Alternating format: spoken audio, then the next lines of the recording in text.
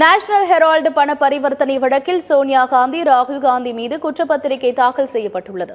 National Herald பண பரிவர்த்தனை வழக்கு தொடர்பாக கடந்த 2021ஆம் ஆண்டு அமலாக்கத்துறை வழக்கு பதிவு செய்து விசாரணை நடத்தியது. இந்த விசாரணையை தொடர்ந்து ஏஜேஎல் நிறுவனத்திற்கு சொந்தமான 661 கோடி சொத்துக்களை அமலாக்கத்துறை பறிமுதல் செய்தது. இந்நிலையில் இந்த சொத்துக்களை கையகப்படுத்த அமலாக்கத்துறை தற்போது நோட்டீஸ் விடுத்துள்ளது. டெல்லி, மும்பை, லக்னோவில் உள்ள 661 கோடி மதிப்புள்ள அசையா சொத்துக்களில் செயல்படும் அலுவலகங்களில் அமலாக்கத்துறை சார்பில் நோட்டீஸ் ஒட்டப்பட்டது.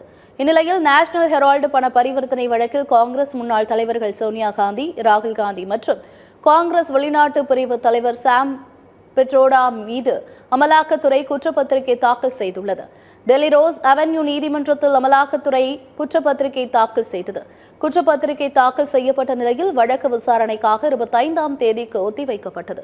அமலாக்கத்துறை குற்றப்பத்திரிகையில் சுமன் துபே உள்ளிட்டோரின் பெயர்களும் குறிப்பிடப்பட்டுள்ளதாக தகவல் வெளியாகியுள்ளது.